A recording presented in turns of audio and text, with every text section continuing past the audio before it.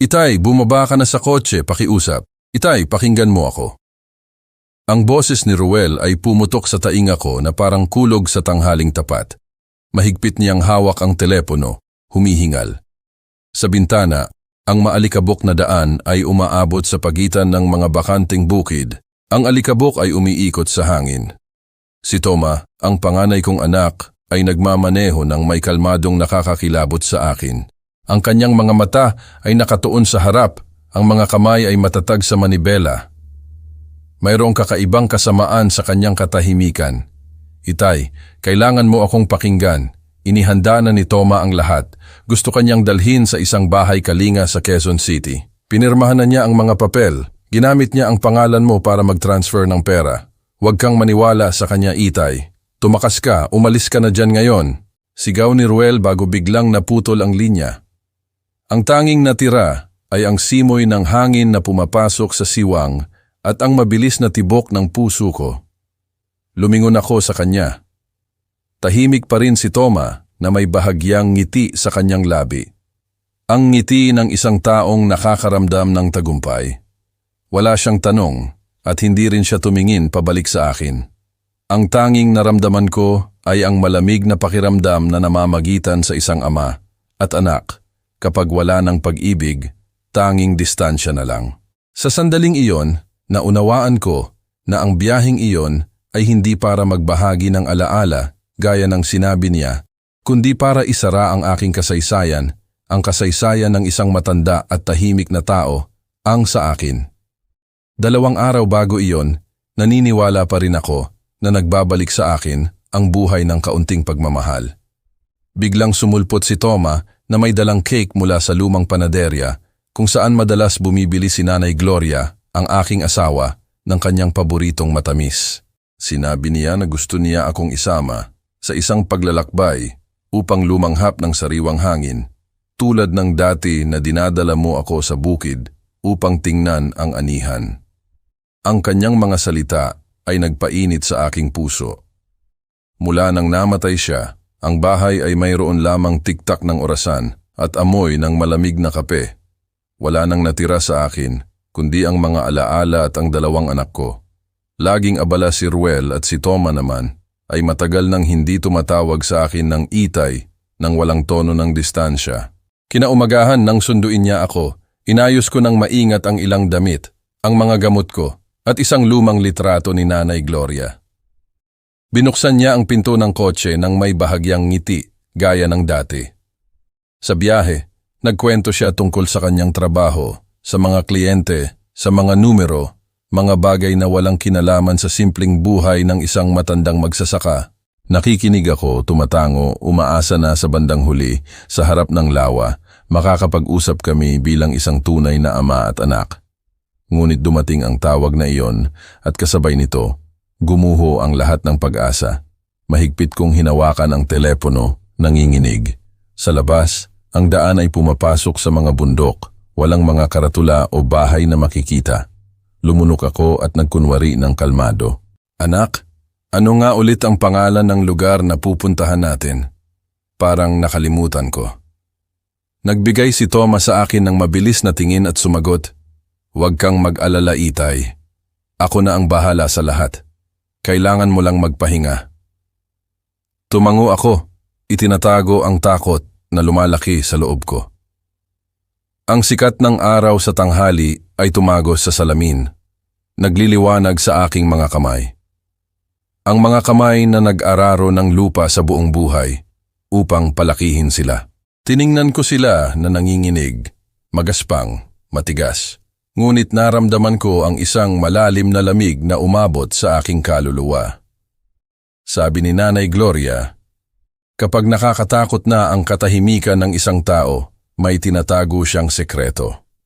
At sa sandaling iyon, umalingaw-ngaw ang kanyang boses sa aking ulo na parang isang propesiya. Noon ko naunawaan na nakaupo ako sa isang kotse na nagdadala sa akin sa isang lugar na baka hindi na ako makabalik. Bago magpatuloy, mag-subscribe sa channel at sabihin sa amin kung saan kayo nakikinig sa mga komento sa ibaba. 2 araw bago ang biyahe, ang umaga sa Cavite ay kasing tahimik ng dati.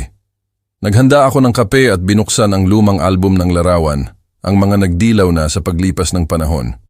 Nakangiti si Nanay Gloria sa gitna ng bukid, yakap ang isang bigkis ng trigo na mas mataas pa sa kanya. Sa tabi niya, si Toma, na 10 taong gulang pa lamang, ay puno ng putik ang pantalon, ngunit ang kanyang mga mata ay nagniningning sa kaligayahan. Tawa ng tawa si Ruel na may saranggola sa kamay. Nagtagal ako sa pagtingin. Naaalala ang amoy ng araw sa kanyang buhok, ang boses ng aking asawa na tumatawag kapag handa na ang kanin. Ang bahay ngayon ay walang laman. Ang tanging tiktak ng orasan ang nagmamarka sa mabagal na paglipas ng panahon. Nang tumunog ang doorbell, akala ko ay guni-guni ko lang. Mula nang mamatay si Nanay Gloria, bihirang dumating si Toma nang hindi nagpapaalam. Pumasok siya na may malinis na puting kamiseta at isang paper bag mula sa panaderya kung saan gustong-gusto ng kanyang ina ang mga cake. Dinalhan kita ng panisilo na may nata, sabi niya. Gustong-gusto ni Mama iyan, di ba? Ang kanyang boses ay malambing ngunit malayo. Hindi ko alam kung ano ang isasagot. Inalok ko lang siya ng upuan at sinerbisyuhan ng kape. Ngumiti siya. Sinabi niya na ang amoy ay pareho pa rin ng dati at nagsimula siyang magkwento tungkol sa kanyang trabaho, sa mga kaibigan, sa mga proyekto. Sa unang pagkakataon sa mahabang panahon, muling nagkaroon ng tawanan sa bahay, kahit na medyo pilit. Sa kalagitnaan ng pag-uusap, lumingon si Toma at napako ang kanyang tingin sa retrato ng kanyang ina. Itay, sa palagay ko ay oras na para maging mas malapit tayo. Tumingala ako, mabilis ang tibok ng puso ko. Ano ang ibig mong sabihin? Gusto kong magbiyahe tayo, sagot niya. Ilang araw lang sa Batangas. Nag-reserve na ako ng posada malapit sa lawa. Walang ingay, walang telepono, tayong dalawa lang. Ano sa tingin mo? Nawalan ako ng imik. Ang tagal ko nang hindi naririnig ang tatlong salita na iyon nang magkasama. Tayong dalawa. Napakasimple, ngunit napakainit na nag-alab ng isang spark sa aking dibdib. Anak, anong sorpresa? Akala ko abala ka? Laging may oras para sa pamilya, kung gugustuhin mo talaga, sabi niya ng may katatagan. Ngumiti ako, nararamdaman kong nabubuhay muli. Ang napakaraming taon ng distansya, napakaraming tawag na walang sagot, ay tila natutunaw. Naisip ko na baka nagbago siya, na ang pagkamatay ng kanyang ina ay nagpamulat sa kanya kung ano talaga ang mahalaga. Hindi ako makatulog noong gabing iyon. Kinuha ko ang lumang kwaderno ni Nanay Gloria kung saan siya nagsusulat ng mga recipe at mga tala para sa akin. Sa huling pahina, gamit ang kanyang pinong sulat kamay, may iniwan siyang parirala. Huwag mong isara ang iyong puso sa iyong mga anak dahil balang araw, gugustuhin nilang bumalik. Binasa ko ito ng paulit-ulit habang nakangiti. Siguro tama siya. Kinaumagahan, nang tumawag si Toma para kumpirmahin ang oras ng pag-alis, handa na ako. Nag-iwan ako ng ilang damit, ang mga gamot ko, at ang larawan ni Nanay Gloria sa backpack. Nang huminto ang kanyang kotse sa harap ng pinto, mabilis ang tibok ng puso ko sa excitement ng isang taong naghahanda para sa isang matagal nang inaasam na biyahe. Handa na, Itay. Laging handa akong sumama sa iyo, sagot ko. Umandar ang kotse. Ang mga gulong ay nag-ingay sa daanang pula ang lupa. Tumingin ako sa bintana habang ang bubong ng aking maliit na bahay ay lumiliit ng lumiliit at isang init ang dumaloy sa aking kaluluwa. Sa buong buhay ko, pinangarap ko ang isang araw na tulad nito, ama at anak, magkasama sa isang ruta, walang paninisi, walang distansya. Hinding-hindi ko naisip na sa mismong sandaling iyon, ang daan na iyon ay hindi nagdadala sa akin sa muling pagkikita, kundi diretso sa isang bagyo na naghihintay na sa akin, tahimik sa abot tanaw. Ang daan na palabas ng Cavite ay umaabot ng walang hanggan na may mga bukid ng mais na inanina. Ang tanging natira ay ang tuyong tangkay na nasunog ng araw. Binuksan ni Toma ang radyo. Isang malambing na tugtog ng saxophone ang humalo sa simoy ng hangin na pumapasok sa siwang ng bintana. Nanatili akong tahimik, nakatingin sa abot tanaw na may kakaibang pakiramdam sa pagitan ng kalmado at distansya. Mula nang mamatay si Nanay Gloria, matagal na kaming hindi nagbiyahe ng magkasama. Gusto kong maniwala na ang lakad na ito ay isang bagong simula, ngunit may isang bagay sa loob ko, ang hindi lubos na nagtitiwala. Sa tanghali, pinahinto ni Toma ang kotse sa harap ng isang maliit na kainan sa gilid ng daan na may pader na pininturahan ng maputlang dilaw at mga bintanang natatakpan ng alikabok. Magpahinga muna tayo, Itay, sabi niya. Tumango ako at bumaba sa kotse, nagunat ng mga binti. Ang hangin ay amoy kape at langis ng motor. Sa loob ay mayroon lamang 2 o 3 customer. Pumili si Toma ng isang mesa sa tabi ng bintana. Umorder siya ng kape para sa akin at ng latte para sa kanya. Ngumiti ako at nagkomento. Naalala mo ba noong bata ka? Sa tuwing nakikita mo akong may kape, pinipilit mong tikman, at pagkatapos ay sinasabi mo na pangit ang lasa. Ngumiti ng bahagya si Toma. Kaya ko na itong inumin, Itay. Sa palagay ko, natututo ring maging mapait ang buhay. Ang parirala ay nagpalamig sa akin sandali, ngunit agad niyang pinalitan ang paksa. Nagsimula siyang magkwento tungkol sa kanyang kumpanya, sa mga kliyente, sa mga taong walang naiintindihan. Halos hindi ko naiintindihan ang sinasabi niya, ngunit tumango ako para lang hindi masira ang sandali. Nang dalhin ng waiter ang bill, binuksan ni Toma ang kanyang maleta at kumuha ng isang bigkis ng papel. Kinuha niya ang isa at inilagay sa mesa, kasama ang isang pluma. Sa kabilang banda, Itay, pwede mo ba akong pirmahan? Ito ay isang kumpirmasyon ng reserbasyon para makakuha tayo ng diskwento bilang senior citizen. Kinuha ko ang papel. Ang mga letra ay maliit, masikip. Sa itaas ay may hindi kilalang logo. Residencia San Rafael. Sumimangot ako. Ano ang pangalan ng lugar na titirhan natin, anak? Iyon din. Nagpalit lang sila ng pangalan. Pirmahan mo na agad. Nang maipadala ko na kaagad, sagot niya ng kaswal. Tunog kalmado siya, ngunit bahagyang nanginginig ang kanyang kamay. Isinuot ko ang salamin at binasa ng mas detalyado. Sa ibabang bahagi, may isang maliit na linya. Authorization for medical care and temporary administration of assets. Tumingala ako. Ano itong pangangalagang medikal? Hindi ako may sakit. Ngumiti si Toma ng may bahagyang tono na hindi matagumpay na nagtago sa kanyang pagkaalangan. Ay, Itay, huwag kang mag-alala. Formalidad lang yan. Lahat ng lugar ay humihingi niyan. Naayos ko na ang lahat. Itinulak niya ang pluma sa akin. Ang kanyang tingin ay matatag, ngunit hindi nangangahas na salubungin ang sa akin. Isang kakaibang pakiramdam ang dumaloy sa akin. Tulad kapag inilalagay mo ang iyong kamay sa basang lupa at may naramdaman kang gumagalaw sa ilalim. Inilagay ko ang pluma sa papel na nagkukunwari na pipirmahan ko, ngunit huminto ako sa kalagitnaan. Mas mabuti kung tingnan natin kapag bumalik na tayo. Hindi ko gusto ang pumirma ng hindi binabasa ng maigi. Nanahimik si Toma ng ilang segundo at pagkatapos ay nagbigay ng pilit ng ngiti. Kung gusto mo, hindi nagmamadali. Habang tumatayo siya para magbayad, sinulyapan ko muli ang dokumento. Sa isang sulok, may malabong selyo na nagsasabing Bahay Kalinga para sa Matatanda, Quezon City. Naramdaman kong humigpit ang dibdib ko. Maingat kong tinitiklop ang papel at inilagay sa bulsa ng aking kamiseta. Pabalik sa kotse, nilakasan ni Toma ang musika, siguro para takpan ang katahimikan. Tumingin ako sa bintana. Ang mga puno ay dumadaan ng sunod-sunod na parang mga alaala na lumalayo. Sa aking ulo, umalingaw-ngaw ang boses ni Nanay Gloria. Kapag pinaparamdam sa iyo ng isang tao ang sobrang katahimikan, may tinatago siyang isang bagay. Lumingon ako upang tingnan si Toma. Mahigpit ang kanyang labi, nakatuon sa manibela. Ang sikat ng araw ay sumasalamin sa kanyang mukha. Napakabanyaga na isang kilabot ang dumaloy sa aking likod. At pagkatapos, isang kaisipan ang tumagos sa akin. Mabilis at matalim tulad ng isang labaha.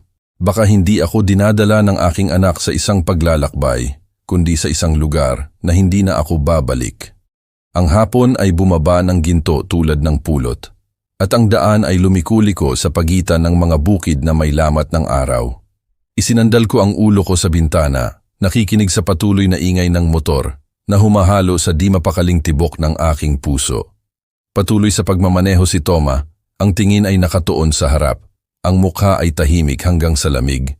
Sinubukan kong maghanap ng mga salita para putulin ang katahimikan, ngunit ang lalamunan ko ay nag-aapoy. Sa aking isip, umalingaw-ngaw ang boses ni Nanay Gloria, malambing at matatag, ang parehong boses na sumama sa akin sa loob ng 40 taon ng kasal. Kapag mas kaunti ang sinasabi ng isang tao kaysa sa dati, Toma, dahil masyado siyang nag-iisip, at kapag nananahimik na siya ng lubusan, nagdesisyon na siya. Bumuntong hininga ako ng dahan-dahan. Pagkatapos ng napakaraming taon, nararamdaman ko pa rin ang kanyang presensya sa tabi ko. Sa bawat hininga, sa bawat paglubog ng araw. Tumingin ako sa bintana. Ang langit ay napakabirong. At sa malayo, isang pares ng lawin ang umiikot sa hangin. Tinuruan ko si Toma na makilala ang kanilang mga huni noong bata pa siya. Isang maliit na mausisa na humahawak sa aking kamay, gamit ang kanyang maliit na kamay. Noon tinanong niya ako, "Itay, bakit ang mga ibon ay lumilipad at ang mga tao ay hindi?" Tumawa ako habang ginugulo ang kanyang buhok. Dahil wala tayong pakpak, anak, ngunit mayroon tayong puso. At ang isang puso na marunong magmahal ay lumilipad ng mas mataas kaysa kaninuman. Ngayon, habang nakatingin sa kanyang mukha sa ilalim ng araw, hindi ko makita ang puso na iyon. Baka pinalitan niya ito ng iba pang bagay, ambisyon, pagkalkula, o ang takot sa kahirapan na itinanim sa kanya ng buhay. Lumingon ang kotse sa isang makitid na daan ng lupa, nagpapalabas ng ulap ng alikabok. "Malayo pa ba sa lawa, anak?" tanong ko. "Malapit na, kaunti pa," sagot niya nang hindi tumitingin. Ang kanyang boses ay wala na ang init ng umaga. Mayroong mabigat sa hangin tulad ng isang makapal na ulap na nagpipiga sa dibdib. Kinuha ko sa bulsa ang lumang litrato ni Nanay Gloria, ang laging daladala ko. Ito ang larawan ng kasal namin.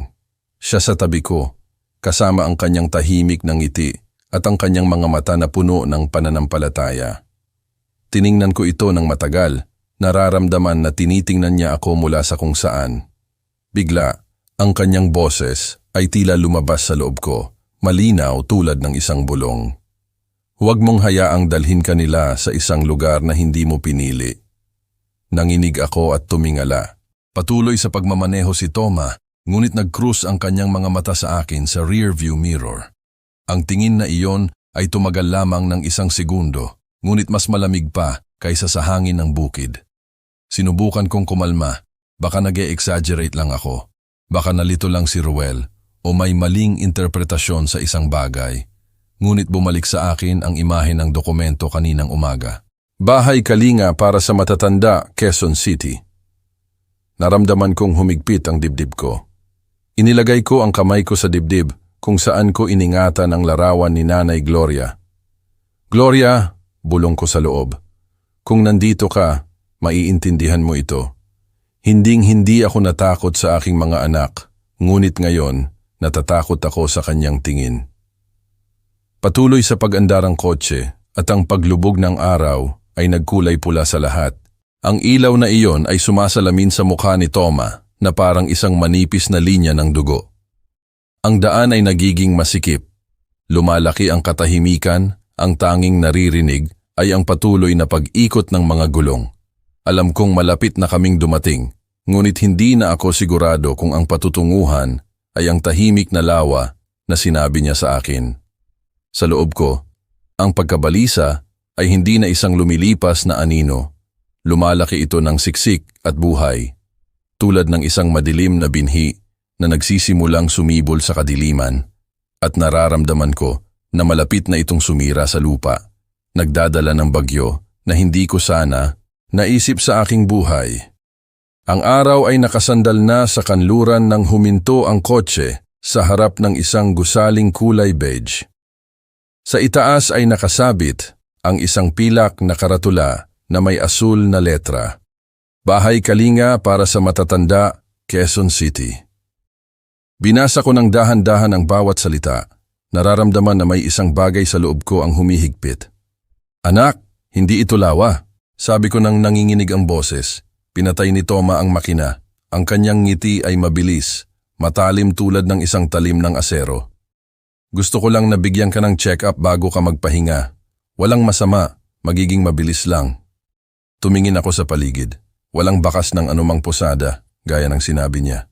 Walang tubig, walang turista, tanging isang bakod na metal at isang pinto na may guwardya. 2 tao na nakaputing uniforme ang lumabas upang salubungin kami at binati si Toma na parang kilala na nila siya. Pumasok kami sa vestibule. Ang hangin ay amoy disinfektante at bagong plastik. Sa kahabaan ng pasilyo ay nakahanay ang mga upuan na plastik at sa mga pader ay mga larawan ng matatanda na nakangiti ng matigas sa peking mga senaryo. Isang dalaga sa likod ng counter ang tumingala, ngumiti ng mekanikal at nagsabi, "Magandang hapon, si G. Toma Santos. Sinasabi rito na may mild dementia na diagnosis, tama po ba? Pakiusap, pirmahan ng tutor ang mga dokumento." Nalamigan ako. Naramdaman kong huminto ang puso ko. Ano ang sinabi niya? Sino ang nagsabi sa kanya na mayroon akong demensya? Tanong ko habang nilalakasan ang boses. Nagulat ang dalaga at tumingin kay Toma. Agad niya akong hinawakan sa balikat, nakangiti ng may ininsayong pagkaalangan. Huwag kang mag-alala, Itay. Inilalagay lang nila iyan sa protocol. Ngunit nagbago ang tingin ng receptionist. Humalo ang awa at pag-iingat. Ang isang matandang nagulo sa isang geriatric center ay hindi dapat maging kakaiba. 2 nurse ang lumapit nang may sukat na hakbang. "Huwag kang mag-alala, sir. Tutulungan ka naming kumalma," sabi ng isa. Umurong ako ng isang hakbang. Huminga ako ng malalim. Sa buong buhay ko, walang sinuman ang nakausap ako ng ganoon, nang may pagmamataas ng isang taong nakikipag-usap sa isang bata o sa isang baliw. Tumingin ako sa paligid. Ang sahig ay nagniningning sa ilalim ng malamig na ilaw ng fluorescent. Ang lugar na iyon ay hindi isang kanlungan. Ito ay isang bilangguan para sa mga nakalimutan. "Toma," sabi ko ng may basag na boses, "bakit mo ako dinala rito?" Ngumiti siya ng walang anumang emosyon. "Pagod ka? Kailangan mo lang magpahinga sandali. Ayos na ang lahat. Magpahinga rito, sa lugar na ito. Ligtas ito." Ang salitang iyon ay tumagos sa akin na parang isang punyal. Ligtas. Nagtrabaho ako sa buong buhay ko sa ilalim ng araw, nagbebenta ng bawat sako ng mais, bawat kilo ng trigo upang bigyan sila ng pag-aaral. At ngayon, nagsasalita siya sa akin tungkol sa kaligtasan sa isang lugar na tulad nito. Huminga ako ng malalim, pinipigilan ang luha. "Naaalala mo noong namatay ang iyong ina? Nangako ako sa kanya na hinding-hindi ko hahayaang makita ako ng aking mga anak na mahina.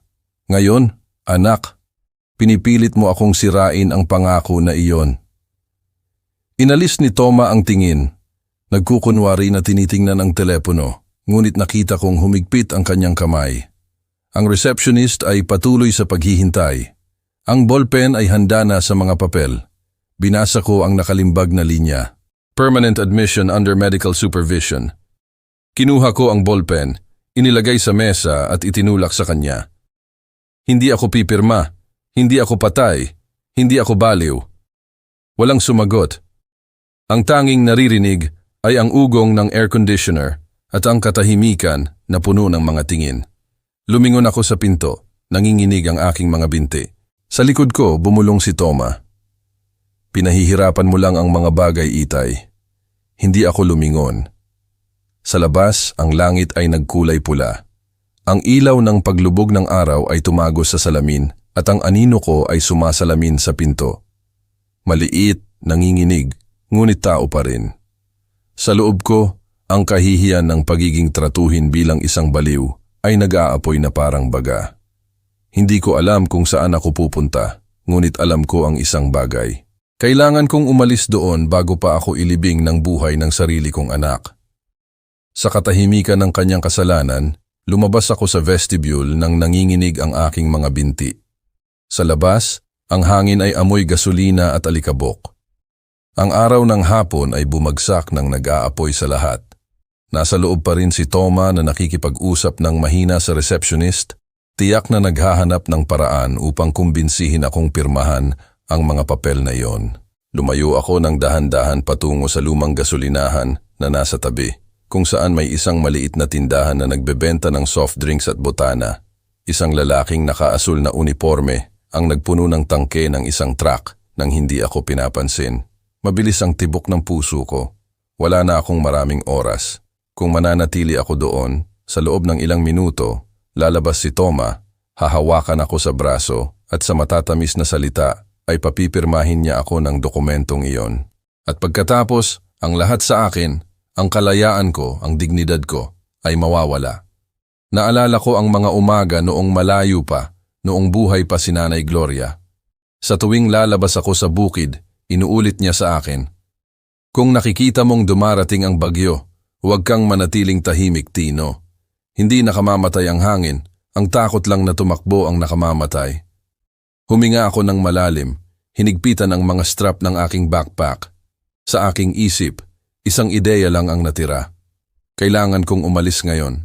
Naglakad ako patungo sa banyo sa likuran ng gasolinahan. Sa loob ay madilim at mamasa-masa, ngunit malinis.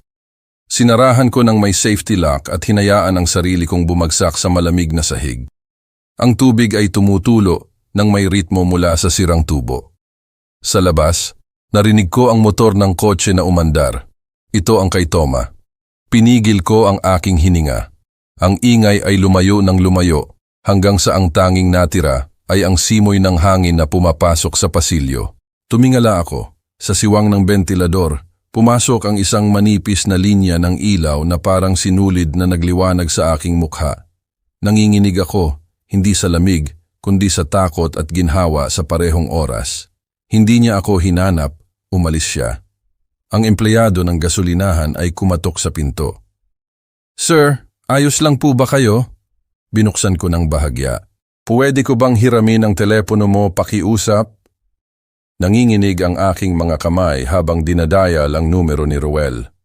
Sa pangatlong tono, sumagot siya ng may putol-putol na boses, "Itay.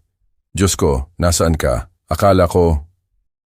"Nasa isang gasolinahan ako, may karatula na nagsasabing Kilometro 87, Lumang Highway. Naririnig mo ba?" "Opo, syempre. Huwag kang aalis dyan." Tatawag ako sa isang kaibigan. "Si Manong Ador ay retired na pulis at nakatira malapit diyan. Siya ang pupunta para sunduin ka. Manatili ka kung nasaan ka at huwag kang magtitiwala sa iba. Naiintindihan?" Tumango ako, kahit alam kong hindi niya ako nakikita. "Anak, huwag mong hayaang malaman ni Toma kung nasaan ako. Pangako ko, panatilihin mo ang telepono sa kamay. Kung may mangyari, tawagan mo ako." Ibinigay ko ang cellphone sa lalaki at nagpasalamat ako sa kanya ng libu-libong beses. Tiningnan niya ako ng mausisa. "Kailangan mo ba ng tulong, Don Tino?" "Hindi, salamat. Naghihintay lang ako ng isang kamag-anak."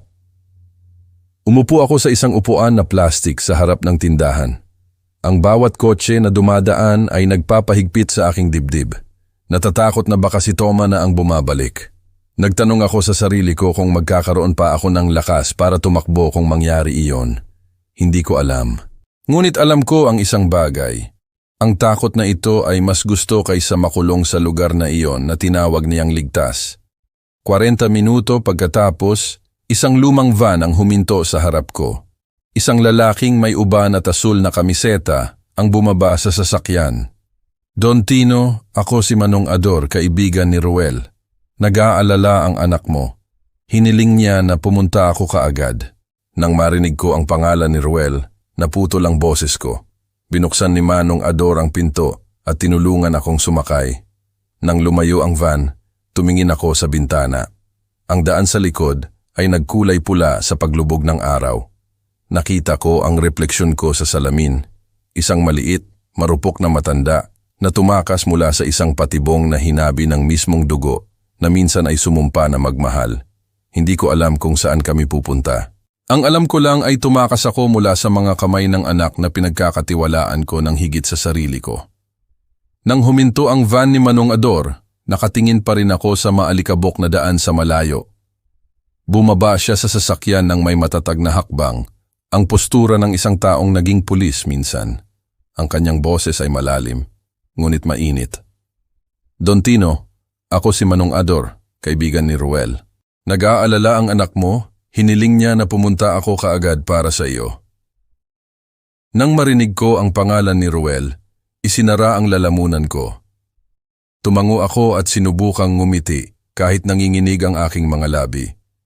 Binuksan ni Manong Ador ang pinto at tinulungan akong sumakay ng may delicacy na nagpakilos sa akin. Sa biyahe, nanatili akong tahimik, nakikinig lamang sa pag-ikot ng mga gulong at sa hangin na humahampas sa mga bintana. Pagkatapos ng lahat ng nangyari, hindi ko na alam kung sino ang mapagkakatiwalaan ko. Sa loob ko, isang malaking walang laman na lang ang natira, na parang ninakaw ang hangin sa buong buhay ko. Pagkatapos ng higit sa isang oras, nakarating kami sa isang lugar sa labas ng Quezon City. Bumagsak na ang gabi at ang mga poste ng ilaw ay nagkulay dilaw sa basang semento. Sa harap ng isang maliit na bahay, nakabukas ang pinto. Naghihintay si Ruel doon na may gusot na kamiseta at namumulang mga mata. Nang bumaba ako sa kotse, tumakbo siya sa akin at niyakap ako ng mahigpit na parang natatakot na mawawala ako. Itay, patawarin mo ako. Huli na akong dumating. Inilagay ko ang kamay ko sa balikat niya. Nararamdaman ang kanyang katawan na nanginginig. Hindi mo kasalanan, anak. Ang tanging mahalaga ay nakikita pa rin kita. Nanatili kaming ganoon sa katahimikan habang umaawit ang mga kuliglig sa hardin. Tiningnan ko si Ruel. Ang kanyang mga mata ay tapat, mabait, at naramdaman ko ang isang kalmado na matagal ko nang hindi nakilala. Bagaman ipinagkanulo ako ng isa sa aking mga anak, mayroon pa akong isa, ang lumaban, para hindi ako hayaang bumagsak. Pumasok si Manong Ador na dala ang aking backpack. Sa loob ng bahay, amoy bagong kape at matamis na tinapay.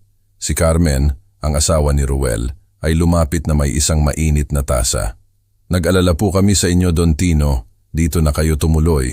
Hindi nyo na kailangang mag-alala sa anuman. Umupo ako sa sofa, nanginginig pa rin ang aking mga kamay. Nagdala si Ruel ng kumot at lumuhod sa harap ko.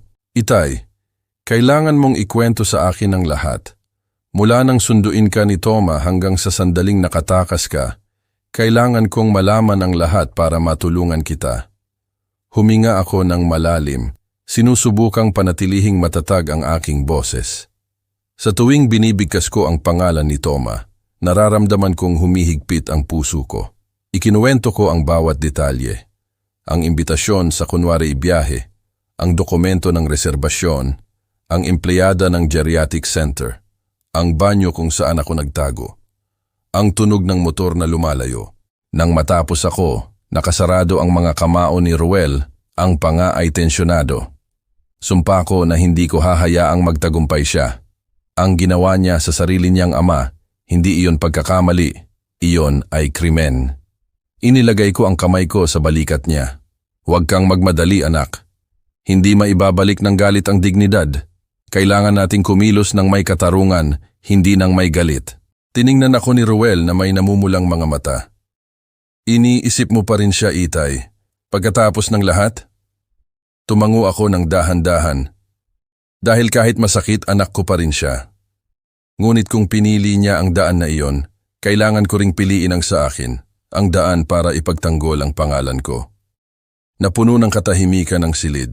Umupo si Ruel sa tabi ko at hinawakan ang aking kamay.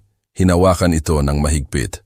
Ang dilaw na ilaw ng lampara ay nagliwanag sa eksena at ipinaalala sa akin ang mga gabing iyon nang nagkukwento ako bago siya matulog. Ngayon, siya na ang nag-aalaga sa akin tulad ng ginawa ko sa kanya. Sa sandaling iyon, naunawaan ko na bagaman tinalikuran ka ng mundo, laging may pag-ibig na hindi nagtataksil. Ang sa anak na marunong pa ring yumuko at magsabing itay. At sa loob ko, ang apoy na halos namatay ay muling nag-alab. Hindi ito ang apoy ng sama ng loob, kundi ang sa isang amang determinadong hindi magpalamon sa katahimikan ng pagtataksil. Sa gabing iyon, natulog ako sa maliit na silid sa likod ng bahay ni Ruel. Ito ay isang simpleng silid ngunit maginhawa, na may lumang kahoy na kama, isang makapal na kumot, at ang aroma ng kape na nakabalot sa mga pader. Sa labas, ang huni ng mga insekto ay nagpatulog sa akin.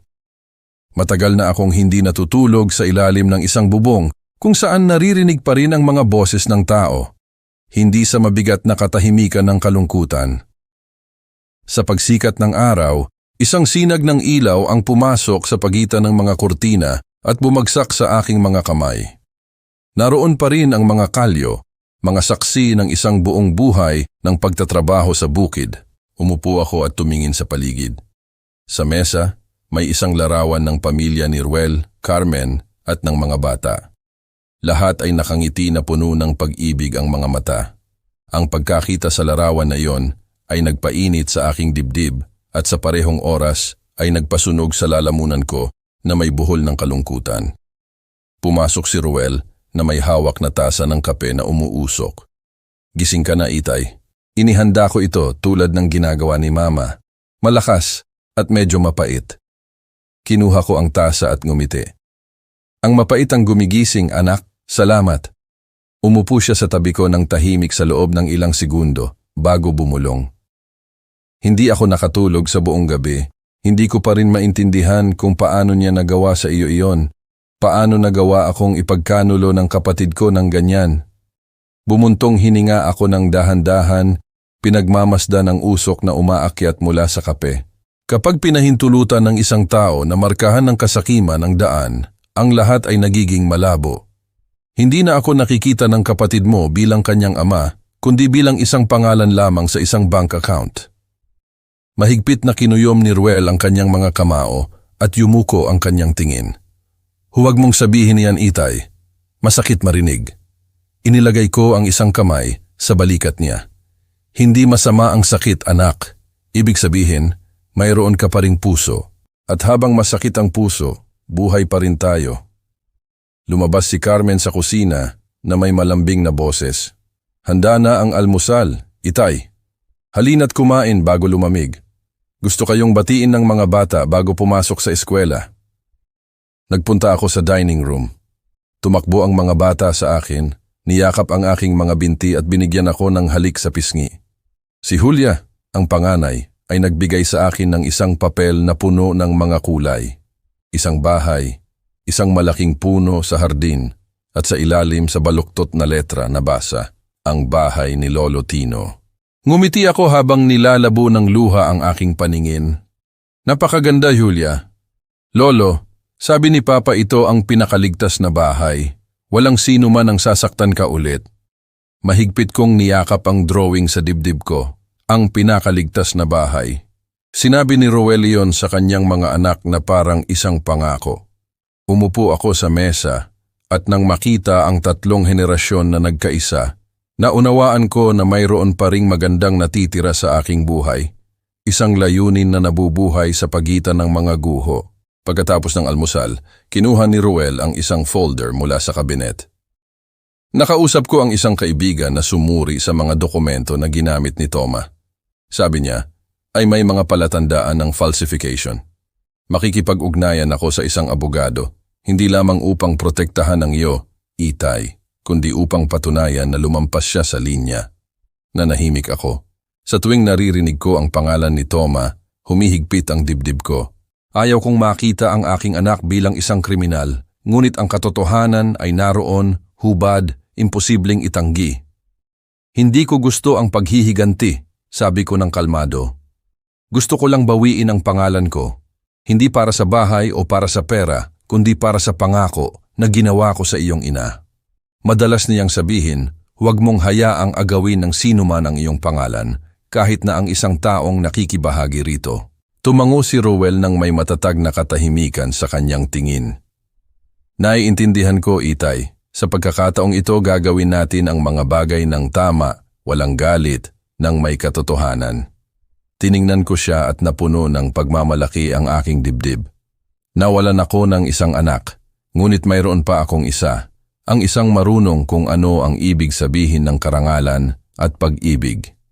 At sa sandaling iyon, sa ilalim ng mainit na ilaw na pumapasok sa bintana, alam kong natagpuan ko ang aking tunay na kanlungan. Hindi sa pagitan ng 4 na pader, kundi sa mga bisig ng mga naaalala pa kung sino ako. Noong hapong iyon, dinala ako ni Ruel upang makita ang isang lalaki na tinawag niyang Atayano Reyes. Ang kanyang opisina ay nasa ikalawang palapag ng isang lumang gusali na may mga istante na puno ng mga folder at ang amoy ng papel na hinaluan ng kape na lumulutang sa hangin. Siya ay isang lalaking nasa edad, kalmado, may matalas na tingin at mabagal na boses. Nang makipagkamay sa akin, tiningnan niya ako ng diretso sa mata at nagsabi ng may katatagan. Don Tino, ikinuwento na sa akin ng inyong anak ang lahat. Ngayon, titingnan natin ng eksakto kung ano ang ginawa sa inyo. Umupo ako, nararamdaman ang pinaghalong kahihiyan at pagkabalisa. Ang buong buhay ko ay umikot sa paligid ng bukid at lupa.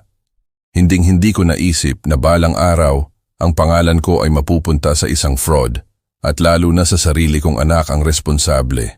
Binuksan ni Atayan Reyes ang folder na dinala ni Ruel at kinuha ang kopya ng kunwari power of attorney na ginamit ni Toma. Inilatag niya ito sa ibabaw ng desk at itinuro ang pirma. May nakikita ba kayong kakaiba rito? Yumuko ako sa papel. Ang pirma ko ay nasa dulo ng pahina. O mas mabuti pa, ang nakakabigong imitasyon yon. Ang mga linya ay hindi pantay. Walang presyon sa letrang R na laging nagmamarka sa aking pirma. Naramdaman ko ang buhol sa aking sikmura. Hindi ko sulat kamay, sabi ko ng bahagya. Hinding-hindi ako pumirma ng ganyan. Tumango si Atina Reyes ng kalmado na parang inaasahan niya ito. Iniisip ko rin iyan. Ang tinta ay mula sa ibang uri ng pluma at ang petsa ay tumutugma sa kunwari ipanahon ng pahinga na lumilitaw sa Quezon City. Pinlano nila ito. Nanatili akong walang galaw, nalamigan. Si Ruel na nakatayo sa tabi ko ay naghigpit ng kanyang mga kamao sa nakapaloob na galit. Sinabi ko na sa inyo, Itay, hindi ako makapaniwala na umabot ng ganoon kalayo ang kapatid ko. Itinaas ni Ataynon Reyes ang isang kamay, nagpapataw ng katahimikan. Huwag nating hayaang guluhin ng galit ang mahalaga. Sa mga kasong ito, ang mahalaga ay ang mga ebidensya. Ipadadala namin ang pirma sa peritaje at hihilingin ko sa hukuman ang isang precautionary measure upang protektahan ang inyong ari-arian mula sa anumang paggalaw. Pagkatapos ay tiningnan niya ako ng may seryoso. Ang pinakamahalaga, Don Tino, ay patunayan ninyo na kayo ay lubos na may malay. Idokumento natin ito sa mga medical report, mga deklarasyon at mga saksi. Kung sertipikado ng hukom, ang lahat ng kanilang ginawa ay walang epekto. Tumango ako ng dahan-dahan, ngunit sa loob ko, nagbukas ang isang sugat na mas masakit kaysa sa anumang pagkawala. Hindi ko kailanman inakala na darating ang araw na kailangan kong patunayan na nasa tamang pag-iisip pa ako para lang manatiling isang tao na may pangalan at karapatan, bulong ko ng halos walang boses. Sa buong buhay ko, pumirma ako ng rubric na iyon upang bumili ng binhi, magbenta ng mais, at magbayad ng pag-aaral ng aking mga anak. At ngayon, ang parehong peking pirma na iyon ay nagsisilbing ilibing ako ng buhay. Inilagay ni Ruel ang kamay niya sa aking balikat, ang boses ay basag. Itay, walang sino man ang makalilibing sa isang taong nakatayo pa rin. Pinagmamasdan sila ni Atayna Reyes. Sa kanyang tingin, may paggalang. Don Tino, maniwala kayo sa akin. Nakakita ako ng maraming kaso na tulad nito. Ngunit kakaunti ang mga magulang na nagsasalita tungkol sa kanilang anak nang may ganoong kalmado tulad ninyo. Sumagot ako ng may tinig. Hindi ko siya gustong kamuhian. Gusto ko lang na maintindihan niya na ang ama na sinubukan niyang burahin ay umiiral pa rin. Nanahimik ang opisina. Sa labas, ang paglubog ng araw ay nagkulay pula sa mga bintana. Kinuha ni Atty. Reyes ang mga dokumento at nagtapos. Ako na ang bahala sa proseso ng batas. Kayo ay magpahinga, ngunit huwag kayong manahimik. Isulat ninyo ang lahat, bawat detalye. Ang inyong boses ang magiging pinakamahusay na ebidensya namin. Pabalik sa bahay, si Ruel ang nagmamaneho habang tumitingin ako sa bintana. Napuno ang lungsod ng mga ilaw at mga nagmamadaling tao. Naisip ko ang lahat ng gabi na ginugol ko sa pagtatrabaho sa lupa. Naniniwala na ang pagsisikap at pag-ibig ay sapat na upang anihin ang pasasalamat. Ngunit naunawaan ko ang isang mapait na bagay. Minsan, ang kabutihan ng isang ama ay napakalaki na ipinagkakamali ng mga anak ang katahimikan na iyon sa kahinaan. Sabi ko ng mahina ang boses, "Ruel, bukas, dalhin mo ako upang bumili ng isang kwaderno. Gusto kong isulat ang lahat, linya sa bawat linya, alaala sa bawat alaala. Walang sinuman, kahit isang anak, ang muling magbabago sa kasaysayan ng aking buhay." Tumango si Ruel, ang kanyang mga mata ay nagniningning sa emosyon. "Pangako ko, Itay, sa pagkakataong ito, walang sinuman ang muling magbubura sa iyong pangalan." 3 araw pagkatapos ng pulong sa abogado, isang bahagyang ulap ang tumakip sa umaga. Nakaupo ako sa porch na nagsusulat ng mga unang linya ng aking bagong kwaderno nang lumabas si Ruel na may tensyonadong ekspresyon. "Itay, may gustong makakita sa iyo," sabi niya ng mahina. "Si Marisa, ang nobya ni Toma." Huminto ang pluma sa gitna ng pahina. Ang pangalan na iyon ay tumagos sa aking dibdib. Hindi ko siya kailanman nakilala. Narinig ko lang siya sa bibig ng aking anak, laging may pagmamalaki. "Matalino siya, malakas, naiintindihan niya ako," sabi niya. At ngayon, ang parehong babae ay nasa aking pinto. Nagbigay ng senyas si Ruel. Isang dalaga na mga 30 taong gulang ang pumasok sa patio. Siya ay payat, na may malungkot na tingin. May hawak siyang makapal na envelope sa kamay at lumakad ng dahan-dahan bago magsalita. "Patawarin niyo ako, Don Tino. Alam kong hindi tama ang pumunta rito, ngunit hindi ko na kayang manahimik pa." Nanginginig ang kanyang boses, ngunit matatag ang tunog. Inalok ko siya ng upuan. Nagdala si Ruel ng kape at ang katahimikan ay naging siksik tulad ng hangin bago ang isang bagyo. Binuksan ni Marisa ang envelope at kinuha ang isang USB memory, ilang nakalimbag na papel at mga larawan ng mga mensahe sa screen. "Ito ang nakita ko," sabi niya. "Plinano ni Toma ang lahat sa loob ng ilang buwan. Ang mga dokumento, ang mga bayad, pati na ang paunang deposito para sa bahay kalinga. Wala akong alam hanggang sa nakita ko nang hindi sinasadya ang isang email niya. Nakikinig ako ng hindi umaabala sa kanya, nararamdaman ang bawat salita na parang isang bato na bumabagsak sa aking dibdib. Si Ruel, na nakaupo sa harap ko, ay may namumulang mga mata sa nakapaloob na galit. Nagpatuloy si Marisa. Hinarap ko siya. Tinanong ko siya kung bakit niya ginagawa ang ganoon sa sarili niyang ama. Sumagot lang siya.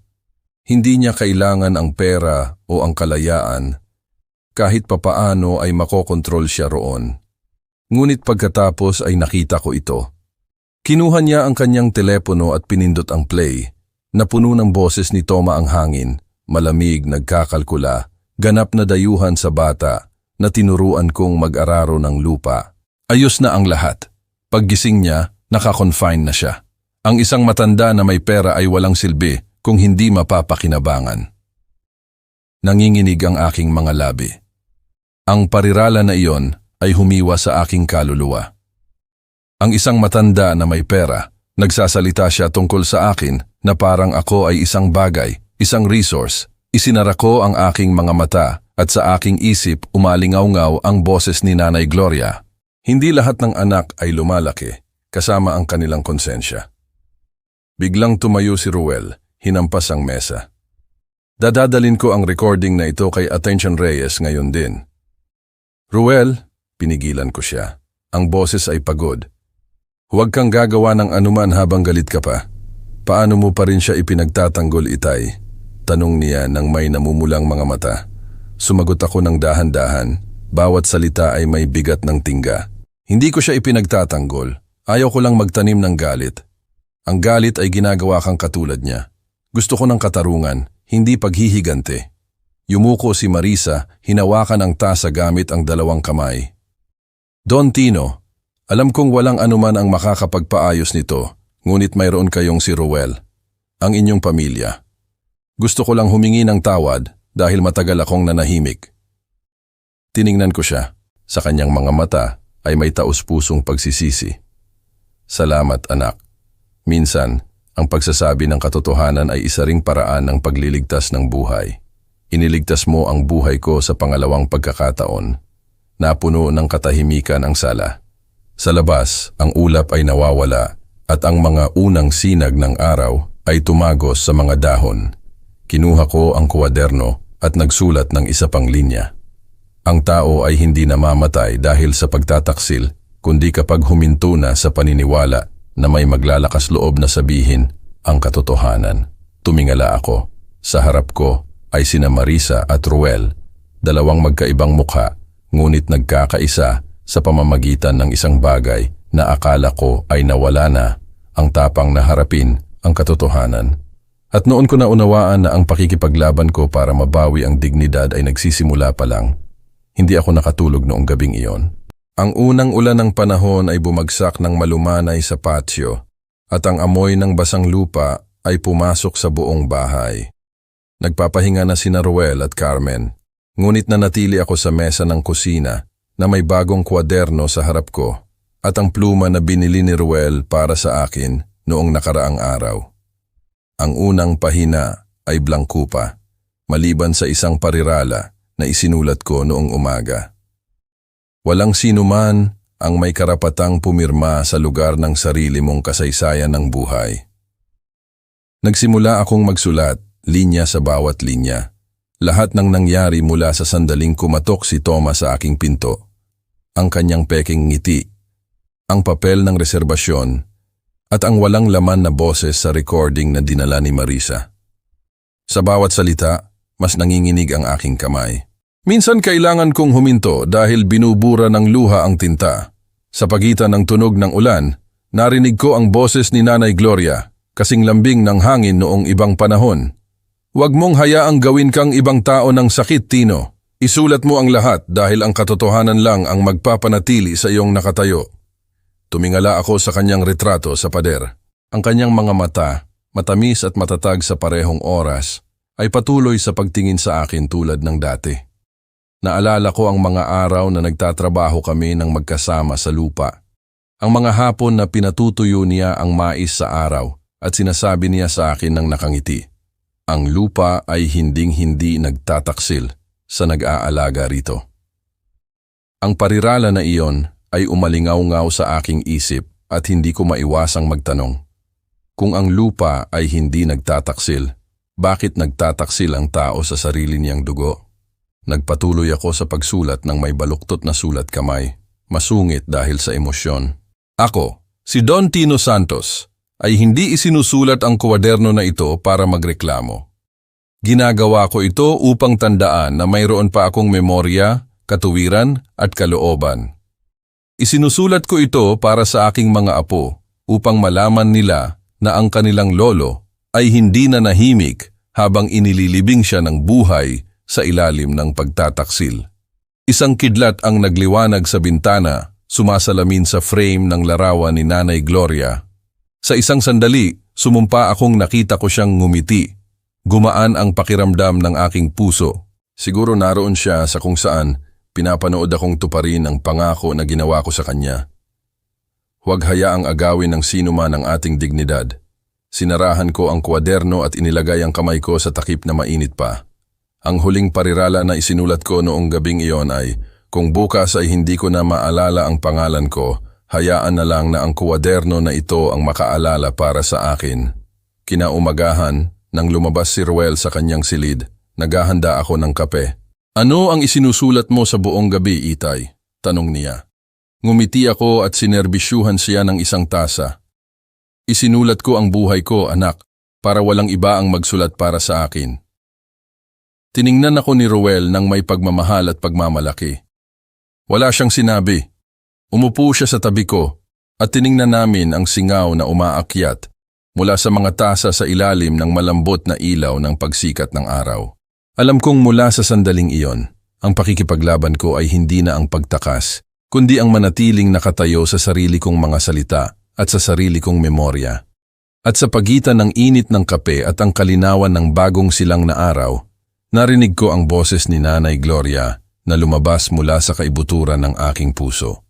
Mahusay, Tino. nagsimula ka ng bawiin ang iyong boses.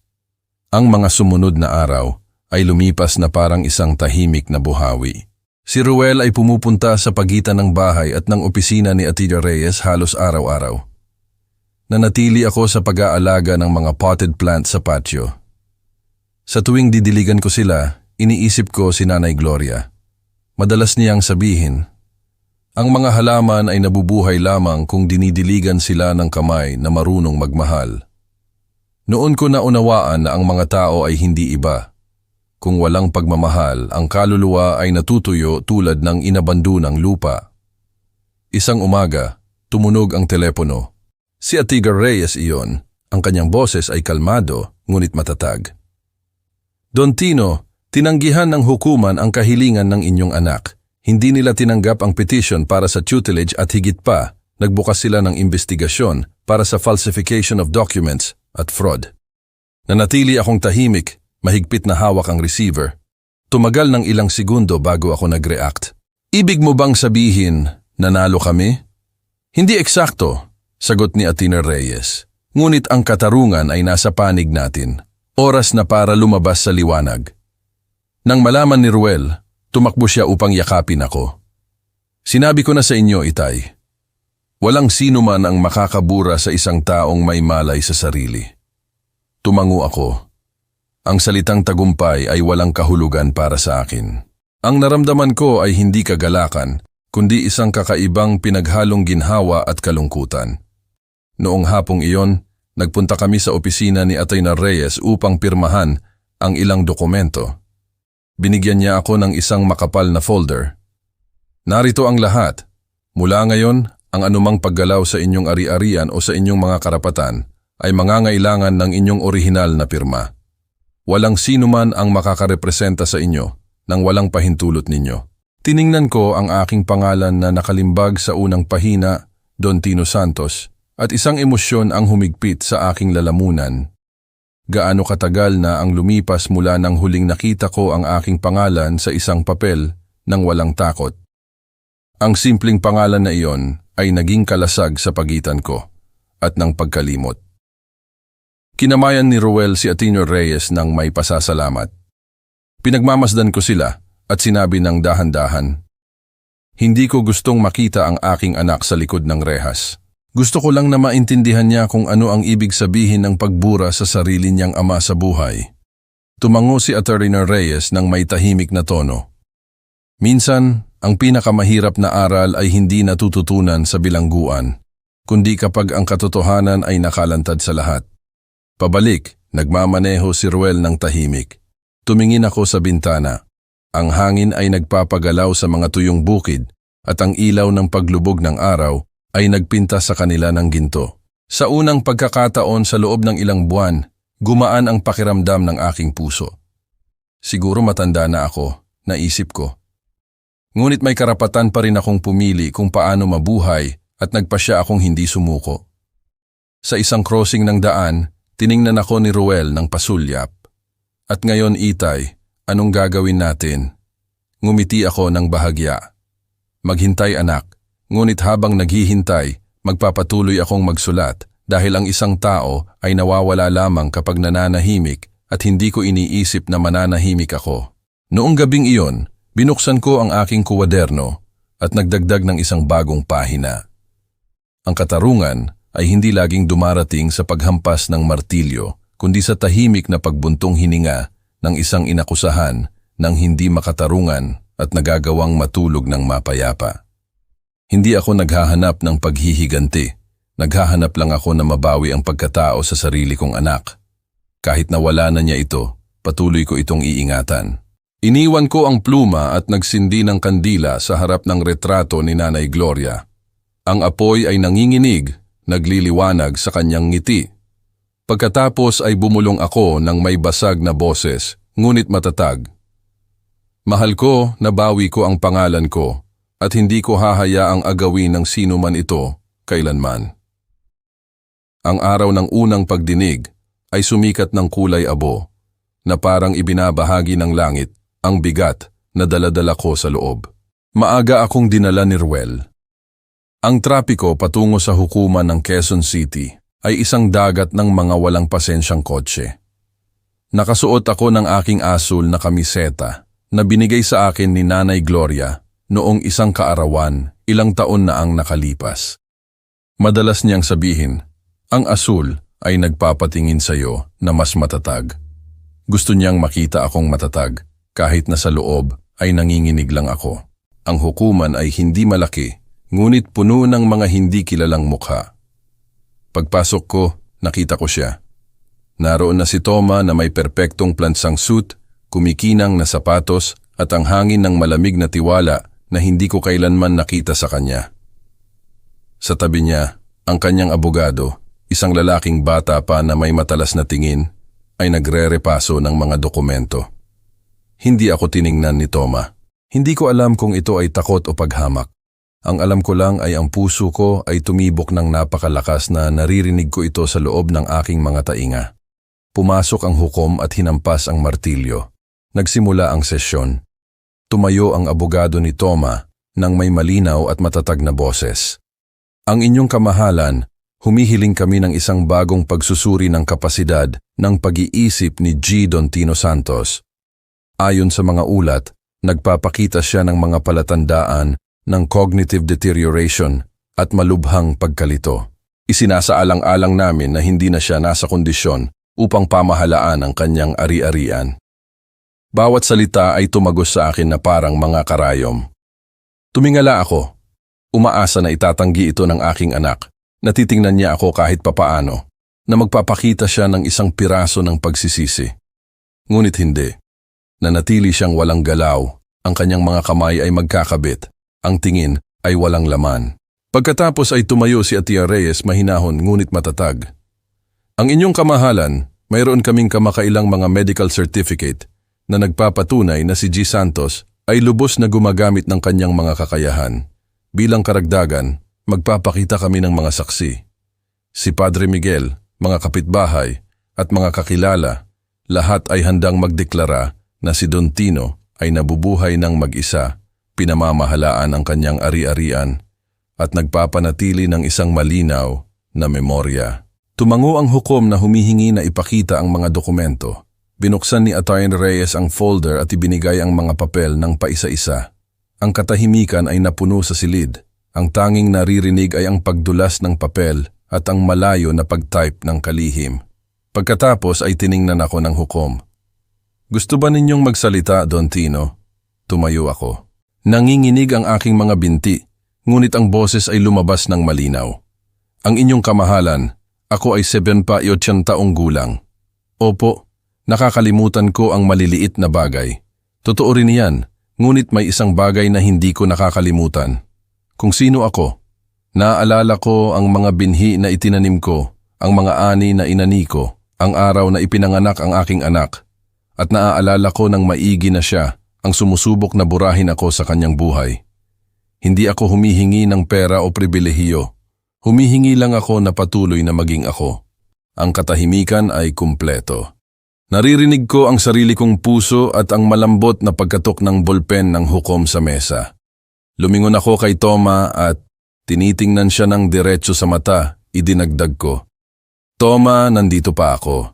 Maaari mong pekehin ang aking pirma, ngunit hindi ang memorya ng taong nagpalaki sa iyo. Sa isang sandali, halos isang segundo, nakita ko ang isang bagay na nasira sa kanyang tingin. Isang maliit na bitak sa maskara ng yelo. Nagtapos ang pagdinig. Mahigpit na hinawakan ni Ruel ang aking kamay. Itay, ang galing mo. Ngumiti ako ng pagod. Sa labas, ang araw ay sumira sa pagitan ng mga ulap, nagkulay ginto sa hangin. Alam kong iyon ay simula lamang ng tunay na labanan. Hindi isang pakikipaglaban upang patunayan ang aking kalinawan, kundi upang pangalagaan ang dignidad ng isang ama. 2 linggo pagkatapos ng pagdinig, halos hindi ako lumalabas ng bahay. Ang aking katawan ay mas mahina. Ang mga gabi na walang tulog ay humaba, ngunit ang aking isip ay hindi kailanman naging ganoon kalinaw. Bawat umaga, umuupo ako sa porch upang magsulat, pinupuno ng dahan-dahan ang mga pahina ng kwaderno. Hiniling sa akin ni Ruel na magpahinga, ngunit sumagot ako, Kapag nasa gitna ka ng bagyo, ang pagpapahinga ay ang pagpapahintulot na tangayin ka ng hangin. Kailangan kong magsulat upang malaman ng hangin na nandito pa ako. Isang hapon, nang magsimulang lumubog ang araw, may narinig akong katok sa pinto. Nagpunta si Ruel upang magbukas at narinig ko ang isang babaeng boses, nanginginig, ngunit kilala. "Patawad, ako si Marisa. Maaari ko bang makita si Don Tino?" Lumabas ako sa pasilyo at nakita ko siya. Siya ay payat, maputla, na may malalim na mga bilog sa mata, na parang ilang linggo nang hindi natutulog. May hawak siyang envelope sa kanyang mga kamay, ngunit sa kanyang mga mata ay wala na lamang takot. May iba pa, mas malambot, mas madaling masaktan. "Don Tino," sabi niya ng dahan-dahan, "kailangan kong sabihin sa inyo ang isang bagay. Iniwan ko si Toma. Hindi ko na kayang mamuhay sa tabi ng isang taong hindi ko na nakikilala." Huminto siya, huminga ng malalim at idinagdag ng may basag na boses, "Buntis ako." Huminto ang hangin. Nanatiling walang galaw si Ruel. Ako rin ay nanahimik. Ang hangin ay humihip sa pagitan ng mga puno sa patio. Nagpapagalaw sa mga dahon na may tunog na parang isang sinaunang pagbuntong hininga. Yumuko si Marisa at bumulong. "Hindi ako pumunta para humingi ng anuman. Gusto ko lang na lumaki ang bata na alam ang katotohanan, na malaman kung sino talaga ang kanyang lolo." Lumapit ako ng dahan-dahan. Ang kanyang batang mukha ay nagpakita ng takot. Oo, ngunit mayroon ding isang spark ng katapangan. "Anak," sabi ko ng may lambing, "walang kasalanan ang batang iyan.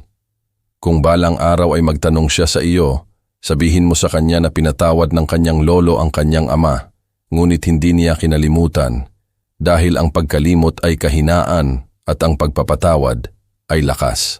Umiyak si Marisa. Ang luha ay dumaloy ng walang patid sa kanyang mga pisngi. Niyakap ko siya ng maingat, nararamdaman ang panginginig ng kanyang hininga. "Natatakot ako na kamuhian ng aking anak ang kanyang ama," bulong niya. "Siguro," sagot ko. Ngunit sa paglipas ng panahon, maiintindihan niya. Ang kinamumuhian ay hindi ang mga tao, kundi ang kadiliman na bumubulag sa kanila. Lumapit si Ruel at inilagay ang isang kamay sa balikat ni Marisa. "Hindi ka nag-iisa. Kung kailangan mo ng tulong, nandito kami." Tiningnan niya kami. Ang kanyang mga mata ay puno ng luha, ngunit mayroon ding ilaw. At ngumiti siya sa unang pagkakataon mula nang dumating siya. "Salamat, Don Tino. Salamat dahil hindi kayo nagtanim ng galit," umiling ako. "Ang galit ay nagpapaliit sa kaluluwa, at ngayon, gusto kong lumaki ng kaunti upang magbigay puwang sa batang iyan." Nang umalis si Marisa, ang paglubog ng araw ay nagbabad sa patiyo ng ilaw na kulay pulot. Nakita ko siyang lumalayo at naramdaman ko ang isang bagong kapayapaan sa loob ko. Sa gitna ng napakaraming pagkawala, ang buhay ay muling nagtanim ng isang binhi. Maliit, marupok, ngunit sapat upang ipaalala sa akin na hindi lahat ay namamatay pagkatapos ng pagtataksil. Ang balita ng paglilitis ay kumalat ng mas mabilis kaysa sa naisip ko. Sa loob ng ilang araw, ang mga lokal na pahayagan ay naglathala ng mga headline sa malalaking letra. "Anak, inakusahan ng pagpeke ng pirma ng kanyang ama para manatili sa kanyang ari-arian." Ang mga dating kapitbahay sa Cavite ay tumawag sa telepono. Ang ilan ay mausisa, ang iba ay taus-pusong nag-aalala. Hiniling sa akin ni Ruel na huwag kong basahin ang mga pahayagan. Ngunit sumagot ako, kailangan nating tingnan ang sugat upang hindi ito maimpeksyon. Ang pag-iwas dito ay nagpapabulok lamang dito ng tahimik. Isang umaga, lumabas kami upang magkape malapit sa bahay. Pagpasok namin sa lugar, narinig ko ang dalawang lalaki na nagbubulungan sa katabing mesa. Siya iyon, ang matanda na sinubukan ng sarili niyang anak na lokohin. Nagkunwari akong hindi ko sila narinig. Dinalhan kami ng waiter ng mga tasa at nang ilagay niya ang akin sa mesa, sinabi niya ng mahina, "Don Tino, nakita ko ang balita. Nakakalungkot, ngunit alam naming lahat dito na kayo ay isang mabuting tao. Ang buong kapitbahayan ay nasa panig ninyo. Ngumiti ako at sumagot ng kalmado. Salamat anak. Maaring mag-alinlangan ang mga tao sa maraming bagay, ngunit ang kabutihan ay hindi nag-aalinlangan ng matagal. Tiningnan ako ni Ruel ng may pinaghalong pagmamalaki at kalungkutan. Alam kong hindi lang ang pagtataksil ng kanyang kapatid ang masakit sa kanya, kundi pati na ang mga bulong, ang mga tingin, ang exposure. Ngunit sa loob ko mayroong kakaibang kapayapaan. Siguro dahil nabuhay na ako sa pinakamalaking sakit, ang pagtanggap na ang sarili kong anak ay may kakayahang saktan ako. Noong hapong iyon, dumating si Atayan Reyes na may bagong mga dokumento. Inilagay niya sila sa mesa at ipinaliwanag. Tinanggap ng hukuman ang mga bagong ebidensya ni Marisa. Ang mga bayad na ginawa ni Thomas sa bahay Kalinga ay nakalista sa pangalan ninyo, Don Tino. Ngunit ang pera ay nagmula sa isang savings account na binuksan ninyo noong 1998. Sa madaling salita, ginamit niya ang sarili ninyong pera upang punduhan ang inyong pagkakulong. Naramdaman ko ang isang tusok sa dibdib, bagaman hindi na sorpresa. Hinampas ni Ruel ang mesa nang may nakapaloob na galit. Hindi na siya kapatid ko, Itay. Bumulong lang ako. Huwag mong sabihin iyan, anak. Hindi nawawala ang mga tao. Nawawala lang ang kanilang bahagi ng ilaw. Tiningnan ako ni Atty. Reyes at ngumiti ng malungkot. Don Tino, masyado pa rin kayong mapagpatawad. Hindi ito pagpapatawad, sumagot ako. Ayaw ko lang mawala ang kaunting kabutihan na natitira sa akin. Pagkatapos ng ilang araw, may nagbago sa kapitbahayan. Nang lumabas ako sa palengke, binabati ako ng mga tao ng may paggalang. Isang matanda na nagbebenta ng bulaklak ang nagbigay sa akin ng isang buke ng puting chrysanthemum. Huwag kayong malungkot, Don Tino, sabi niya. Alam ng buong bayan kung sino ang tama. Ngumiti ako ng may pasasalamat. Isang bagong kalmado ang pumuno sa aking dibdib. Hindi dahil sa pakiramdam na nabigyan ako ng katarungan, kundi dahil naunawaan ko na ang katotohanan ay hindi kailangang sumigaw para magpataw. Sapat na ang manatiling nakatayo. Noong gabing iyon, nagsulat ako sa aking kuwaderno.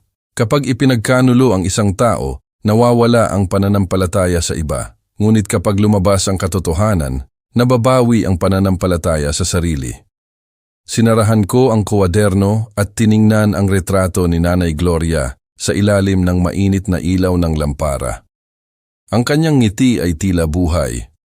Noon ko alam na ngingiti rin siya at naunawaan ko sa wakas na ang katarungan ay hindi kailangan ng ingay, kailangan lang nitong makita. Kasing linaw ng ngiti ng isang wala na, ngunit hinding-hindi umalis. Ang mga sumunod na araw, ang bahay ni Ruel ay dahan-dahang bumalik sa kanyang tahimik na ritmo. Gumigising ako ng maaga, naghahanda ng kape at umuupo sa porch upang panoorin ang araw na sumisikat sa likod ng bubong ng kapitbahay.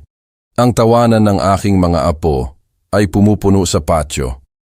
Bawat umaga, tumatakbo si Julia sa akin na may bagong papel. Isang drawing ng lolo na nagsusulat sa kanyang kuwaderno o isang bahay na may hardin na puno ng bulaklak. At sa ilalim ay may baluktot na mga letra na nagsasabing, ang lolo ay hinding-hindi natutumba. Ang lolo ay hinding-hindi sumusuko. Tiningnan ko ang mga drawing at naramdaman ko ang init ng dibdib ko. Ang mga linya ng bata na iyon ay nagpapahigpit sa aking puso na may pinaghalong sakit at kagalakan. Ang batang iyon ay hindi naiintindihan kung ano ang pagtataksil o alam kung ano ang ibig sabihin ng katarungan.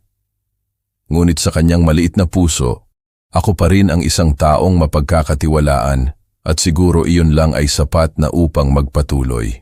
Sa tanghali, umupo si Ruel sa tabi ko sa porch at ikinuwento sa akin ang pinakabagong balita mula kay Atty. Reyes. Tinatapos na ng hukuman ang proseso upang protektahan ka ng legal. Mula ngayon, walang sino man ang makakagalaw sa iyong ari-arian o sa iyong pangalan. Tumango ako ng tahimik. Ang pinakagusto kong protektahan ay hindi nasa mga papel, kundi sa memorya ng mga mahal ko. Nagtanong ako ng mahina, at si Marisa? Ayos ba siya? Ngumiti si Ruel ng may lambing. Nagpunta siya sa prenatal check-up. Sabi niya ay malusog ang sanggol at kung babae, papangalanan niya itong Pag-asa. Nawalan ako ng imik. Pag-asa, syempre, ang perpektong pangalan para sa isang taong gustong magsimulang muli. Sa hapon lumabas ako sa hardin upang diligan ang mga halaman. Ang ilaw ng paglubog ng araw ay bumagsak ng malumanay sa mga bagong usbong. May isang puno na itinanim namin ni Nanay Gloria, halos 40 taon na ang nakalipas. Ang kanyang trunk ay magaspang at ang kanyang mga ugat ay malalim na nakabaon sa lupa. Inilagay ko ang kamay ko rito at naramdaman ko ang init ng buhay na umaakyat sa aking balat. Ang mga puno ay tulad ng mga tao, Tino. Huwag kang matakot sa hangin. Kapag humihip, mas mahigpit na humahawak ang mga ugat. Narinig ko ang parirala na iyon ni Nanay Gloria na umalingaw-ngaw sa aking memorya. Malambing at matatag sa parehong oras. Nang magtago ang araw, bumalik ako sa aking mesa at nagsulat sa kwaderno ng isang bagong pahina. Akala ko ay nawala na ang lahat. Ngunit ang pagkawala ay ang lupa lamang na inalis upang makita ng binhi ang liwanag. Iniwan ko ang pluma at ngumiti. Sa bintana, nakita ko si Julia na tumatawa kasama ang kanyang kapatid, sina Ruel at Carmen, na nag-uusap sa kusina habang ang aroma ng pan de mais ay pumupuno sa bahay. Ang buhay ay patuloy na simple at matapang. Tumingala ako sa larawan ni Nanay Gloria at bumulong. Tingnan mo, mahal ko, nandito pa ako tulad ng ating matandang puno. Humihip ang hangin, dumarating ang mga bagyo, ngunit ang mga ugat ay matatag pa rin at ang mga bulaklak ay sumisikat pa rin. Isang umaga sa simula ng buwan, habang dinidiligan ko ang mga halaman sa patio, dumating si Ruel na may isang lumang envelope, dilaw dahil sa panahon. Sabi ng postman ay para sa iyo ito, Itay, galing sa Cavite. Binuksan ko ito ng bahagya at nakita ko ang pangalan ni Tita Elena, ang kapatid ni Mama. Pinunasan ko ang aking mga kamay at kinuha ang envelope. Sa itaas na sulok, agad kong nakilala ang bilog at pamilyar na kaligrapiya. Mabilis ang tibok ng puso ko. Hindi iyon ang sulat kamay ni Elena, ito ay kay Nanay Gloria. Nanginginig ang aking mga kamay nang punitin ko ang selyo. Sa loob ay may isang papel na nakatiklop sa dalawa, dilaw, na may malambot na aroma ng lavender, ang parehong ginamit niya upang pabanguhan ang mga damit. Ang mga linyang nakasulat ay matatag at pinong, tulad niya. Aking mahal na Tino, kung binabasa mo ang sulat na ito, marahil ay wala na ako sa tabi mo. Gusto ko lang na paalalahanan ka ng isang bagay. Ang karangalan ng isang tao ay wala sa kung ano ang kanyang pag-aari, kundi sa kung paano siya nabubuhay at nagpapatawad. Kung balang araw, ang ating mga anak ay hindi na ang inaasahan mo, huwag mong hayaang gawin kang mapait ng pagkadismaya. Panatilihin mo ang iyong pangalan dahil hindi lamang ito sa iyo, kundi pati na rin sa ating pamilya. Gloria.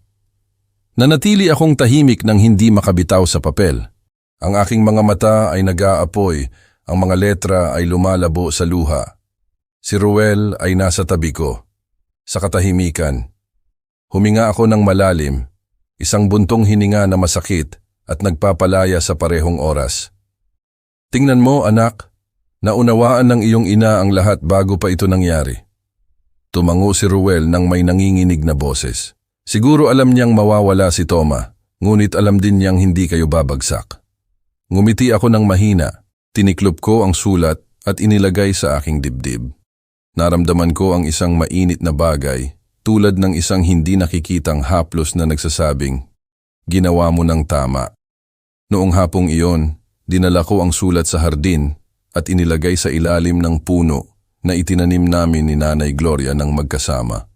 Hindi ko ito inilibing ng malalim, tinakpan ko lang ang papel ng isang manipis na layer ng lupa. Dito kita iiwan, mahal ko, bulong ko, upang marinig mo ang amoy ng lupa, ng araw, at ng mga ani tulad ng dati. Nang ilagay ko ang huling dakot ng lupa, naramdaman ko na napunan ang isang butas sa loob ko. Ang sulat na iyon ay dumating sa tamang oras, nang kailangan kong tandaan na ang kabutihan ay hinding-hindi lumalabas sa uso at may mga pag-ibig na mas malakas kaysa sa pagtataksil. Noong gabing iyon, nagsulat ako sa aking kwaderno. Tama ka, Gloria. Ang pagpapatawad ay hindi ang pagkalimot. Ito ay ang pagbubukas ng pinto ng puso upang pumasok ang liwanag. Hindi ko hahayaang dungisan ng anino ng iba ang aking pangalan. Ang kandila ay nag-aapoy ng maliit, ang kanyang refleksyon ay sumasayaw sa lumang larawan. At noon ko alam na kahit wala na siya, si Nanay Gloria ay patuloy na magiging pinakamakatarungang hukom ng natitirang bahagi ng aking buhay. Noong hapong iyon, nakaupo ako sa porch na nagsusulat nang makarinig ako ng malakas na katok sa pinto. Nagpunta si Ruel upang magbukas. Isang basag, nanginginig na boses ang umalingaw-ngaw sa kabilang panig. Ako si Toma. Nasa bahay ba ang aking ama? Tumingala ako. Agad na humigpit ang puso ko. Pagkatapos ng napakaraming buwan, ang kanyang boses ay nagpalamig pa rin sa aking dugo. Iniwan ko ang pluma at lumabas. Sa harap ko ay may isang lalaking wasak, balbas na hindi inalagaan. Gusot na kamiseta, malalim na mga mata dahil sa insomnia. Si Toma, ang anak na minsan ay ipinagmamalaki ko ng higit, ay naroon, nawawala, nanginginig. Mahigpit na kinuyom ni Ruel ang kanyang mga kamao, ang boses ay puno ng galit. Anong ginagawa mo rito? Ayaw kang makita ni Itay. Ruel, hayaan mo siyang magsalita, sabi ko ng mahina ang boses. Naglakad si Toma ng ilang hakbang sa loob, hindi nangangahas na tumingin sa akin. Itay, pumunta lang ako para humingi ng tawad. Alam kong nawalan ng kontrol ang lahat. Nawala ko ang lahat, ang trabaho, ang paggalang, pati na si Marisa. Pinagmamasdan ko siya at sa aking isip, nagkrus ang imahe ng bata na tumatakbo sa pagitan ng mga hanay ng bukid na sumisigaw, Itay, habang inaani ko ang mga ani. Ngunit ang batang iyon ay wala na. Ang lalaking nasa harap ko ay isang taong nagpahintulot na mamatay ang sarili niyang ilaw. At ngayon, ano ang gusto mo sa akin? Tanong ko ng dahan-dahan. Wala, gusto ko lang napatawarin mo ako. Ang katahimikan ay naging mabigat. Ang orasan sa loob ng bahay ay nagmamarka ng mga segundo ng may lamig. Pagkatapos ay nagsalita ako ng may tuyo, matatag na boses, tulad ng lupa kapag hindi umuulan. Alam mo, Toma, ang pagpapatawad ay ang pinakamadaling bagay sa mundo. Ngunit walang silbi kung ang humihingi ay hindi naiintindihan ang ginawa niya. Hindi mo ipinagkanulo ang pera ko, ipinagkanulo mo ang memorya ng iyong ina at ipinagkanulo mo ang iyong sarili. Yumuko siya, nanginginig ang kanyang mga balikat. Alam ko, Itay. Gusto ko lang magsimulang muli. Naghanap ako sa kanyang tingin ng isang refleksyon ng kislap na iyon na mayroon siya noong naniniwala siya sa tapat na trabaho, sa dignidad, ngunit walang laman lang ang nakita ko. Pagkatapos ay sinabi ko ang bawat salita ng may bigat ng isang bato na bumabagsak. Ang anak na nakilala ko ay wala na. Namatay siya noong pirmahan mo ang palsipikasyon na iyon. Mula ngayon, wala akong dapat patawarin o kamuhian. Sa pagitan natin, ang katahimikan na lang ang natitira. At ang katahimikan na iyon ay nagsasabi ng lahat. Nanatiling walang galaw si Toma. Ang luha ay dumaloy sa kanya, ngunit hindi siya lumakad patungo sa akin. Lumapit si Ruel ng may matigas na boses. Umalis ka. Hindi na kailangan ng mas maraming sugat ni Itay. Tumalikod si Toma at lumabas ng dahan-dahan. Narinig ko ang paghampas ng pinto at pagkatapos ay ang tunog ng motor na lumalayo hanggang sa nawala. Nanatili akong nakatayo, tahimik. Nararamdaman ang isang walang laman na kalungkutan, walang galit. Anak, sabi ko kay Ruel ng kalmado. Minsan, ang pagpapatawad ay hindi ang pagbubukas ng pinto, kundi ang pagtigil sa pag-iingat ng susi. Niyakap ako ni Ruel ng mahigpit. Sa labas, ang araw ng paglubog ng araw ay pumasok sa bintana, nagliliwanag sa kwaderno na nakabukas sa mesa. Sumulat ako ng isang huling linya. Ang nagtaksil sa akin ay umalis na. Ang natira ay ako. Natututo akong manatiling nakatayo sa loob ng katahimikan. Ang mga araw pagkatapos ng pagtatagpo na iyon, ang bahay ay bumalik sa kanyang karaniwang ritmo, ngunit sa loob ko, isang pinto ang nagsara ng malumanay. Hindi ito ang pinto ng galit, kundi ang nang walang kabuluhang paghihintay. Alam kong hindi ko nagugustuhin pa na si Toma ay maging tulad ng dati. At kakatwa, sa pagtanggap niyon, mas gumaan ang pakiramdam ng aking puso kaysa kailanman. Sa umaga, patuloy akong naghahanda ng kape at naglalagay ng 2 tasa tulad ng dati. Isa para sa akin, isa para kay Nanay Gloria. Nagsasalita ako sa kanya na parang nakaupo pa rin siya sa tabi ko. Tapos na ang lahat, mahal ko. Hindi ako nanalo o natalo. Nanatili lang akong tahimik at hinayaan ang hangin na tangayin ang hindi na sa akin. Maagang umalis si Ruel para magtrabaho. Si Carmen ay gumagalaw sa pagitan ng mga aroma ng kusina at tumatakbo si Julia sa akin na may isa pang drawing sa kamay. Sa pagkakataong ito ay isang malaking puno na may malalim na ugat at maliliit na dilaw na ilaw sa paligid. "Ikaw iyan, Lolo," sabi niya. "Ikaw ang puno at kami ang mga bulaklak." Ngumiti ako at hinaplos ang kanyang ulo. "Salamat, Julia. Nangangako ako na hindi ko hahayaang malagas ang aking mga bulaklak." Sa hapon, lumabas ako upang maglakad sa kapitbahayan. Narinig ko ang mga pagbati. Nakita ko ang mga ngiti ng mga tao. Walang sino man ang tumingin sa akin ng may awa. Alam ng lahat ang katotohanan at nagpapasalamat ako. Sa aking edad, hindi ko kailangan ng papuri. Ang tahimik na paggalang lang sa tingin ng iba. Ang paggalang na akala ko ay nawala na. Noong gabing iyon, binuksan ko ang aking kwaderno at nagsulat. Ang pagpapatawad sa iba ay mas madali kaysa sa pagpapatawad sa sarili. Sinisi ko ang sarili ko dahil nagpalaki ako ng isang anak na may kakayahang magtaksil, ngunit ngayon naiintindihan ko na ang pag-ibig ay hindi ginagarantiyahan ang pasasalamat. Ginagarantiyahan lang nito na kahit ipinagkanulo, marunong pa ring magmahal ng hindi nagiging bato. Iniwan ko ang pluma, pinagmamasdan ang apoy ng kandila na kumikislap. Sa labas, naririnig ang tawanan ng mga bata, ang malambot na tunog ng buhay na nagpapatuloy. Hindi nawawala ang mga peklat, naisip ko, ngunit hindi na masakit ang pareho. Siguro ito ang tunay na pagkakasundo. Hindi kay Toma, kundi sa nasugatan na bahagi sa loob ko. Ngumiti ako, huminga ng malalim, at sa unang pagkakataon sa loob ng maraming buwan, naramdaman ko ang kapayapaan, ang tahimik na katarungan na ibinibigay ng buhay sa mga lumalaban nang hindi tumitigil na maging sila. Noong umagang iyon, ang sikat ng araw ay pumasok ng malumanay sa bintana. Kakabalik lang ni Ruel mula sa hukuman na may selyadong envelope sa kamay. Nakita ko siyang lumapit at naramdaman ko ang isang kakaiba, malalim na kalmado. Binuksan niya ang envelope at binasa ng dahan-dahan ng may matatag na boses. Opisyal na idineklara ng hukuman na tinanggihan ang lahat ng akusasyon ni Toma. Ang mga palsipikadong dokumento ay pinawalang bisa. Bilang karagdagan, tinatanggap ang ating countersuit. Iimbestigahan si Toma para sa fraud, abuse at falsification of signature. Tumango ako nang walang kagalakan o kalungkutan. Siguro dahil ang katarungan kapag dumarating ay hindi tunog na parang kulog. Nagbubukas lang ito ng isang puwang ng kapayapaan sa loob ng kaluluwa. Tiningnan ako ni Ruel, ang kanyang mga mata ay nagniningning. Itay sa huli, nanalo ang katotohanan.